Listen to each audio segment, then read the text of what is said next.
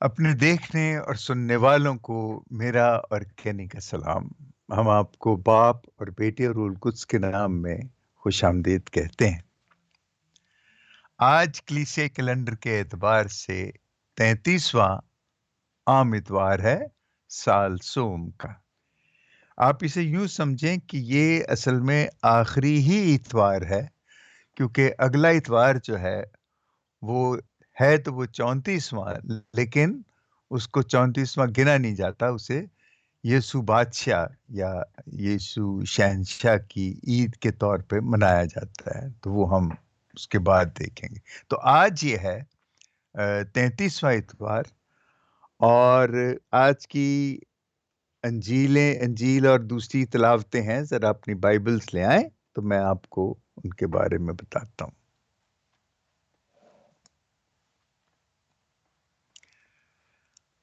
آج کی پہلی تلاوت ہے ملاکی کی کتاب، اس کا 3 باب 19ویں سے 20ویں آیت تک۔ اس کے بعد ہے زبور 98، اور ویسے تو اس کی 4 آیتیں، لیکن میں آپ سے کہوں گا کہ آپ اسے پورا پڑھیے۔ اس کے بعد ہے دوسری تلاوت پولوس رسول کا خط تسالونیکیوں کے نام، اس کا 3 باب 7ویں آیت سے لے کے 12ویں آیت تک۔ اور اس کے بعد انجیل جلیل ہے لوکا کے مطابق، اس کا 21واں باب 5ویں آیت سے لے کے 19ویں آیت تک۔ تو آئیے پہلے ہم انجیل سنیں اور پھر اس کے بعد ہم اس پہ سوچ بچار کریں گے۔ 21واں باب 5ویں سے 19ویں آیت تک اس میں لکھا ہے، اور جب ہیکل کی بابت کہہ رہے تھے کہ وہ نفیس پتھروں اور نظر کے تحائف سے آراستہ ہے، تو اس نے کہا وہ دن آئیں گے کہ ان چیزوں میں سے جو تم دیکھتے ہو پتھر پر پتھر چھوڑا نہ جائے گا، جو گرایا نہ جائے۔ تب انہوں نے اس سے پوچھا کہ استاد یہ باتیں کب ہوں گی، اور جب ہونے کو ہوں تو اس کا کیا نشان ہوگا؟ اس نے کہا خبردار کوئی تمہیں گمراہ نہ کرے، کیونکہ بتیرے میرے نام لے کر آئیں گے اور کہیں گے کہ وہ میں ہی ہوں، اور یہ بھی کہ وقت نزدیک آ پہنچا ہے، تم ان کے پیچھے نہ چلے جانا۔ اور جب لڑائیوں اور فسادوں کی خبر سنو تو گھبرا نہ جانا، کیونکہ ان کا پہلے واقع ہونا ضرور ہے، مگر اس وقت فوراً انجام نہ ہوگا۔ پھر اس نے ان سے کہا کہ قوم پر قوم اور بادشاہی پر بادشاہی چڑھائی کرے گی، اور بڑے بڑے زلزلے آئیں گے، اور جا بجا وبائیں اور کال پڑیں گے، اور دہشت ناک باتیں اور آسمان سے عظیم نشان ظاہر ہوں گے۔ لیکن ان باتوں سے پہلے وہ میرے نام کے سبب سے تم پر ہاتھ ڈالیں گے اور ستائیں گے، اور عبادت خانوں اور قید خانوں میں لے جائیں گے، اور بادشاہوں اور حاکموں کے سامنے پیش کریں گے، اور یہ تم پر شہادت کے لیے آئے گا۔ بس اپنے دل میں ٹھان رکھو کہ ہم پہلے سے فکر نہ کریں کہ کیا جواب دیں گے، اس لیے کہ میں تمہیں ایسا کلام اور حکمت دوں گا کہ تمہارا کوئی مخالف سامنا کرنے اور خلاف کہنے کا مقدور نہ رکھے گا، اور ماں باپ اور بھائی اور رشتہ دار اور دوست بھی تمہیں گرفتار کرائیں گے، اور تم میں سے بعض قتل کیے جائیں گے، اور میرے نام کے سبب سے سب لوگ تم سے کینہ رکھیں گے، لیکن تمہارے سر کا ایک بال بھی بیکا نہ ہوگا۔ اپنے سب سے تم اپنی جانوں کو بچائے رکھو گے۔ انجیل جلیل کے وسیلے سے ہماری خطائیں معاف کی جائیں۔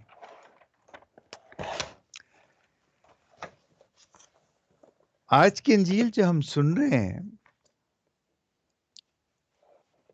وہ بھی بڑی عجیب و غریب ہے، لیکن اس سے پہلے میں آپ سے پھر درخواست کروں گا کہ ہم ذرا ملاکی کی کتاب کا جو حوالہ ہے اسے بھی پڑھیں، دیکھیں کہ وہ کیا کہتا ہے، اور پھر دونوں کو ملا کے ہم آگے چلیں گے۔ اس کے 3 باب کی 19 اور 20ویں آیت میں یوں لکھا ہے، کیونکہ دیکھ وہ دن آتا ہے جو تنور کی مانند شعلہ زن ہے، تب سب مغرور اور تمام بد کردار بھوسے کی مانند ہوں گے، اور جو دن آتا ہے وہ انہیں ایسا جلائے گا، رب الافواج فرماتا ہے، کہ نہ بن اور نہ شاخ چھوڑے گا۔ لیکن تمہارے لیے، اے تم جو میرے نام سے ڈرتے ہو، آفتاب صداقت طلوع ہوگا اور اس کے پروں تلے شفا ہوگی، اور تم گاؤ خانے اس کے بچڑوں کی مانند کودو پھاندو گے۔ خداوند کے پاک کلام کے پڑھے جانے پر خداوند کی تمجید ہو، خدا کا شکر ہو۔ اے مسیح تیری ستائش ہو۔ دیکھیے، اس تلاوت میں اور انجیل میں بڑی مطابقت ہے، بڑی مماثلت ہے اس میں۔ اس میں وہ نبی کہتا ہے کہ دیکھ وہ دن آتا ہے جب تنور کی مانند شعلہ زن، اور یہاں یسوع نے پورا وہ ایک نقشہ کھینچا ہے کہ کیا ہوگا۔ بعض لوگ سمجھتے ہیں کہ یہ یسوع نے پیشن گوئیاں کی ہیں، ایسی بات نہیں ہے۔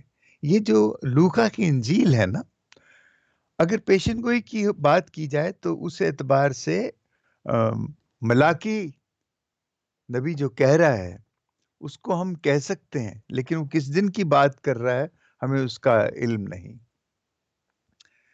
لیکن یسوع یہ یقیناً یہ پیشن گوئیاں نہیں کر رہا۔ بعض کہتے ہیں کہ یہ پیشن گوئی ہے، کیونکہ یہ جو انجیل جب یہ لکھی گئی، یہ اس کے بارے میں کہتے ہیں کہ یہ 17ویں سال تھا، پہلی صدی کا، اور اس سال یا اس سے پہلے جو حالات تھے، جو حالات بن رہے تھے، دیکھیں آپ کو یاد ہے کہ یسوع نے ایک دفعہ کہا تھا کہ جب آندھی یا طوفان نہ ہوا چلتی ہے تو کیا صورت بنتی ہے۔ تھوڑا سا میں اس کو دیکھ لوں، بتا دوں، کیونکہ بہتر ہے کہ ہم اس حساب سے تھوڑا سا دیکھیں۔ پھر اس نے ہجوم سے بھی کہا کہ جب تم بدلی مغرب سے اٹھتی دیکھتے ہو تو فوراً کہتے ہو کہ بارش ہوگی، اور ایسا ہی ہوتا ہے، اور جب جنوبی ہوا چلتی ہے تو کہتے ہو کہ گرمی ہوگی، اور ایسا ہی ہوتا ہے۔ اے ریاکارو، تم زمین اور آسمان کی صورت پہچان لیتے ہو، مگر اس زمانے کو کیوں نہیں پہچانتے کہ حق کیا ہے۔ دیکھیں، یسوع آنے والے وقت کو بھی جانتا ہے، اور گزشتہ وقت تو ہمارے سامنے ہے، لیکن جب یسوع خود موجود تھا اس زمانے میں تو اس کو سب پتا تھا کہ کیا حالات تھے۔ اس کے پاس پورا تجزیہ تھا ان حالات کا جو اس وقت یہودیہ کے یا یروشلم کے آس پاس یا پورے اسرائیل میں اور اس کے ارد گرد کی جو جتنے ملک تھے ان میں کیا کیا حالات تھے، کیونکہ کس طرح رومنز جو تھے، اب وہ جو یونانیوں کی جو حکومتیں تھیں وہ ختم ہو رہی تھیں، اور رومنز جو ہیں وہ اوپر آ رہے تھے، اور اس طرح وہ مار کٹائی اور جنگ و جدل، وہ اس طرح کی ساری چیزیں تھیں، اور اس میں ہر ملک میں کچھ نہ کچھ ہو رہا تھا۔ اصل میں یہ جب ہم اس چیز کو پڑھتے ہیں تو یسوع کیا ہمیں بتانا چاہ رہا ہے؟ یسوع ہمیں بہت کچھ بتانا چاہ رہا ہے، اور دیکھیں اس کے بعد دنیا میں کیا کچھ نہیں ہوا، اور آج تک یعنی یسوع سے اب تک جو 2000 سال، کوئی ملک ایسا نہیں ہے دنیا کا کہ جہاں پہ کسی قسم کا طوفان، کسی قسم کی تباہی، کسی قسم کی خوفناک جنگ نہ ہوئی ہو۔ ہر جگہ، پوری دنیا کے ہر خطے میں کچھ نہ کچھ ایسے ہوا ہے۔ آپ کسی بھی خطے کو یہ نہیں کہہ سکتے کہ وہ اس چیز سے مبرہ تھا۔ اور یہ 2000 سال ہو چکے ہیں یسوع کی ان باتوں کو، اور آنے والے وقتوں میں بھی پتہ نہیں کیا کیا ہونے والا ہے۔ لیکن یسوع اصل میں یہ کہنا چاہ رہا ہے کہ تم سمجھو کہ حالات کیا ہیں، اور حالات، کیونکہ یہاں پہ وہ کہتا ہے کہ وہ پوچھتے ہیں نا کہ وہ کب ہوگا، تو اس نے کہا کہ اس نے اس کا جواب نہیں دیا، کیونکہ جب انہوں نے پوچھا استاد یہ باتیں کب ہوں گی اور جب ہونے کو ہوں تو ان کا کیا نشانہ ہوگا، اس نے کہا خبردار کوئی تمہیں گمراہ نہ کر دے۔ وہ اس نے ان کو نہیں بتایا کہ، کیونکہ یہ ایک، جسے کہتے ہیں کہ یہ ایسا پروسیس ہے، ایک ایسا عمل ہے جو کہ مسلسل ہوتا رہے گا، اور ہر اس عمل میں اور ہر صدی میں ہر وقت جب بھی یہ ہوگا، وہ صرف یہ بتاتا ہے کہ ہمیں کیا کرنا ہے، ہمیں کہاں کھڑے ہونا ہے۔ میں بڑا کئی دفعہ ہمیں دکھ ہوتا ہے کہ ہم مسیحی جو ہیں، مثلاً میں اپنے ملک پاکستان کی بات کرتا ہوں، ہم کہاں کھڑے ہیں وہاں پہ؟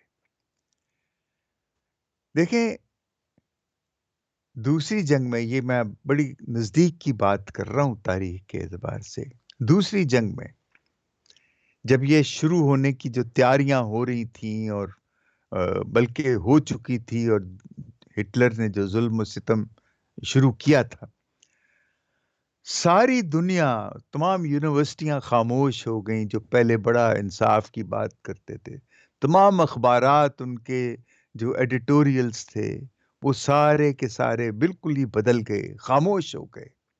لیکن یہ بات جو ہے، جو میں کہہ رہا ہوں، یہ اس وقت کا جو سب سے بڑا سائنسدان تھا آئنسٹائن، جو کہ آج بھی دنیا کا بہت بڑا سائنسدان مانا جاتا ہے، وہ کلیسیا کے حوالے سے، کلیسیائی کاموں میں وہ اتنا انٹرسٹڈ نہیں تھا، لیکن وہ کہتا ہے کہ میں نے دیکھا کہ یہ سب لوگ ہٹلر سے ڈر کے بھاگ گئے، لیکن یہ چرچ جو ہے، کلیسیا جو ہے، یہ کھڑی رہی، اور انہوں نے جہاں بھی کچھ کہنا تھا اس کے خلاف انہوں نے ڈٹ کے کہا، اور اس کے بعد سے وہ شخص جو ہے وہ بہت زیادہ کلیسیا کا قائل ہوا۔ جب میں یہ دیکھتا ہوں، سنتا ہوں، تو مجھے یاد آتا ہے کہ جب میں فلپینز میں پڑھ رہا تھا، اس وقت مارکوس کا زمانہ تھا، اور اتفاق سے میں ان جیزوٹ فادر صاحبان کے کیا کہنا چاہیے کہ ان سے میں تعلیم حاصل کر رہا تھا، ان کے اداروں میں، جو کہ بہت ہی غریب طبقے کے ساتھ کام کرتے تھے۔ تو میں نے انہیں دیکھا کہ وہ دن کو میں پڑھاتے تھے، اور شام کو وہ جو جتنے، کیونکہ اس زمانے میں مارکوس جو ڈکٹیٹر تھا، بڑا زور تھا اس کا، اور لوگ اس کے خلاف بھی بہت کھڑے ہوتے تھے، اور اس کی ناانصافیوں کے خلاف، تو اس میں یہ جو جیزوٹ فادر تھے، یہ بڑا بڑھ چڑھ کے حصہ لیتے تھے، اور یہ لوگوں کو احتجاج کی تیاری کرواتے تھے ان سے، بلکہ ان کے ساتھ چلتے تھے تاکہ وہ احتجاج کریں، اور وہ ڈرتے نہیں تھے۔ بہت سے فادر جیل میں بھی تھے، اور ایک بشپ تھے، وہ بڑے زوردار تھے، ان کا لکڑی کا گھر تھا، تو انہوں نے رات کو جلا دیا اس کو، تو بشپ صاحب تو بچ گئے، لیکن یہ وہ لوگ ہیں، ان کو جب میں نے دیکھا تو میں بڑا حیران ہوا کہ یہ کیسے لوگ ہیں؟ اور وہ باقاعدہ وہ لوگوں کو سکھاتے تھے کہ کیسے حالات کا تجزیہ کرنا ہے، صورتحال کو کیسے پہچاننا ہے۔ وہ بار بار یہ کہتے تھے کہ ہمیں آسمان اور زمین کی صورت کو سمجھنا ہے، ان حالات کو سمجھنا ہے کہ کس طرح ہم نے، کیونکہ یسوع یہی کہتا ہے، دیکھیں ورنہ کیا ضرورت ہے کہ یہ کہنے کی کہ بس اپنے دل میں ٹھان رکھو کہ ہم پہلے سے فکر نہ کریں کہ کیا جواب دیں گے، کیونکہ وہ جانتا ہے کہ یسوع وہ بتانا چاہتا ہے کہ تم تیار رہو کہ کیا ہوگا۔ ہوگا کیا؟ ہمیں ہمیشہ سچ کے ساتھ کھڑا ہونا ہے۔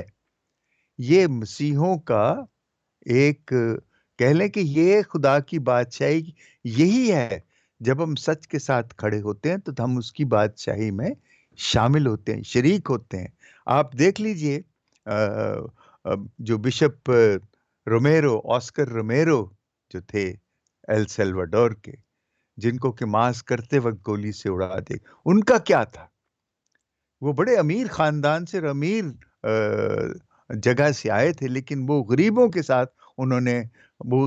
ساتھ کھڑے ہو گئے، اور انہوں نے جو ناانصاف حکومتیں تھی ان کے خلاف انہوں نے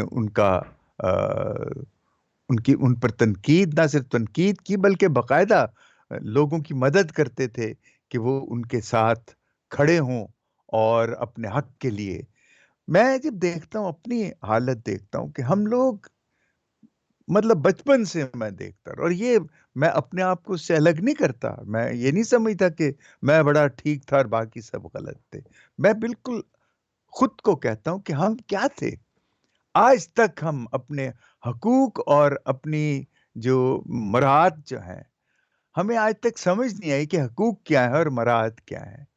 ہمارے اکثر لوگ ہمیں مراعات کی طرف جانے، اور وہ اپنی برادری کو، اپنی کمیونٹی کو، اپنی کلیسیا کے حصے کر.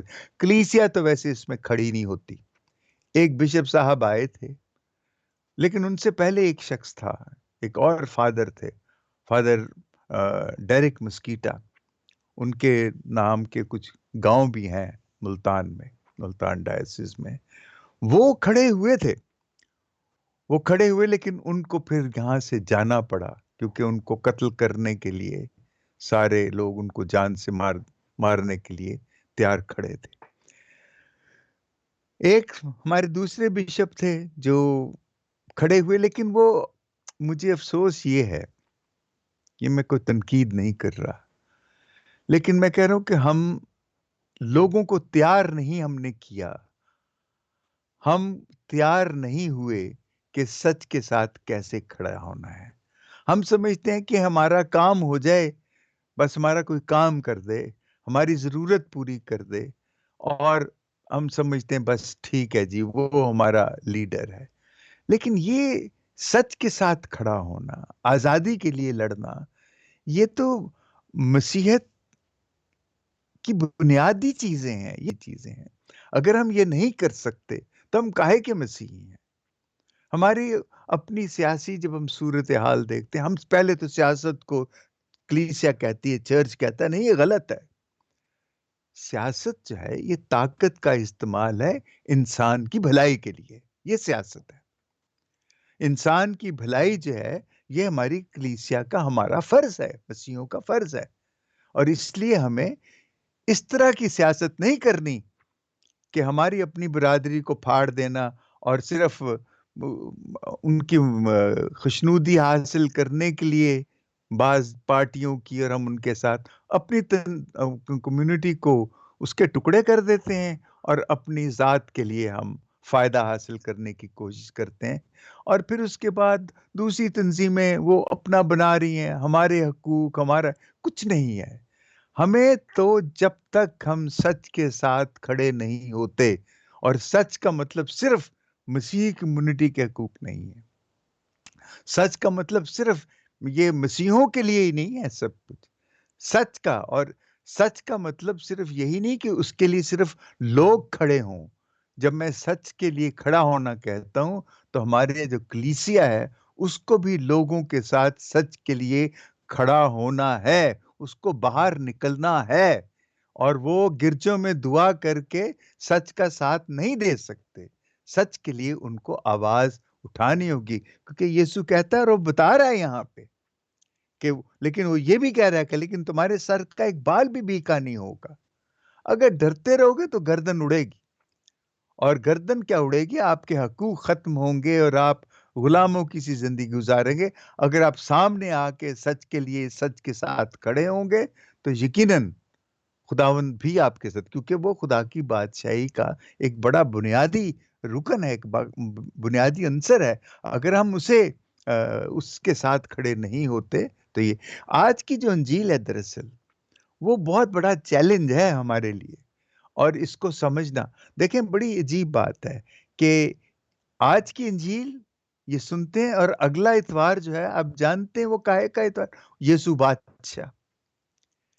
بڑا مزیدار تعلق ہے، بڑا دلچسپ تعلق ہے کہ آج کی انجیل کا اور یسوع بادشاہ کا، یسوع بادشاہ کا ہم اس کی دیکھیں گے کہ جب ہم اس کی بات کریں گے تو وہ، لیکن آج جو چیلنج ہمارے سامنے ہے، آج جس چیز کا ہمیں جو للکار ہمارے سامنے ہے، جو ہمیں کہا جا رہا ہے، وہ یہ کہ کیسے کھڑے ہونا ہے۔ میں تو یہی کہوں گا کہ ہمیں ضرورت ہے آسکر رومیرو کی طرح کھڑے ہونے کی۔ ہمیں ضرورت ہے فلپینز کے ان مسیحی کیتھولک فادر صاحبان کی طرح جو مارکوس کے خلاف کھڑے ہوئے۔ ہمیں ضرورت ہے ایسے لوگوں کی کہ جہاں جہاں بھی ناانصافی ہو، کہ دیکھیں میں ایک بات مانتا ہوں، کچھ بھی ہو، جو ہماری کلیسیا، جو ہمارا چرچ ہے نا، جسے ہم چرچ کہتے ہیں، اور چرچ سے مراد ہمارے فادر صاحبان اور ہمارے بشپ صاحبان اور یہ جو نظام ہے، یہ ہم چرچ کہتے ہیں۔ اس کو لوگوں کے ساتھ کھڑا ہونا پڑے گا سچ کے لیے۔ یہ مسیحت، یہ مسیحی گواہی ہے، اور جب اس میں جان جاتی تو وہ شہادت ہی گواہی ہے۔ ہم نے ابھی تک اس کی کوشش نہیں کی، لیکن مجھے یہ باتیں سب کہتے ہوئے شرم بھی آنی چاہیے کہ میں یہاں بیٹھ کے ایسی باتیں کر رہا ہوں۔ اور بہرحال کسی کو تو کچھ بات کہنی ہے، چاہے وہ اس میں حصہ لے یا نہ لے، لیکن یہ بات تو کہنی ہے کہ چرچ کو یا کلیسیا کے رہنماؤں کو سچ کے ساتھ، لوگوں کے ساتھ کھڑا ہونا پڑے گا۔ میں یہ نہیں کہہ رہا کہ وہ سیاست میں چلے جائیں، میں یہ کہہ رہا ہوں کہ انہیں سچ کے ساتھ کھڑا ہونا پڑے گا۔ اور وہ کیسے کھڑے ہوں گے؟ صرف ماس کی قربانی گزار کے نہیں، انہیں بہت کچھ اور بھی، لوگوں کو وہ تعلیم دینا، ان کو شعور دینا، ان کو سمجھانا کہ مراد کے لیے نہ جائیں، حقوق کے لیے جائیں۔ مراد تو تھوڑے وقت کے لیے، تھوڑے لوگوں کے لیے ہوتی ہے، کم لوگوں کے لیے ہوتی ہے، لیکن حقوق سب کے لیے ہوتے ہیں، اور ان کی تیاری کے لیے ہمیں یسوع جو آج جس بات کے لیے ہمیں جو بات کہہ رہا ہے، وہ دیکھیں، ہم تو دعاؤں کو، اپنی پاک ماس کو، اپنی عبادتوں کو مسیحت سمجھتے ہیں، لیکن اصل میں تو خدا کی بادشاہت ہے۔ سچ، انصاف، محبت، آزادی، صلح، یہ پانچوں چیزیں بہت بڑا چیلنج ہے، اور یہ قربانی مانگتی ہیں، یہ قربانی مانگتی ہیں یہ چیزیں۔ اگر ہم ان کے لیے قربانی دینے کے لیے تیار نہیں ہیں تو ہم کاہے کے مسیحی ہیں؟ دعاؤں کرنے والے، بائبل پڑھنے والے، گرجے جانے والے، یہ کافی نہیں ہے۔ گرجے جانا، دعائیں کرنا تو خدا سے طاقت مانگتے ہیں تاکہ ہم ان پانچ چیزوں کے لیے کھڑے ہو سکیں۔ ان کے لیے کھڑے ہونا ہمارا گرجے جانا اور خدا سے مدد مانگنا ہے۔ اگر ہم ان کے لیے کھڑے نہیں ہوتے، اپنی روٹی کا، اپنے حلوے مانڈے کا انتظام کرتے ہیں، تو یہ کاہے کی مسیحت ہے؟ یہ مسیحت نہیں ہے۔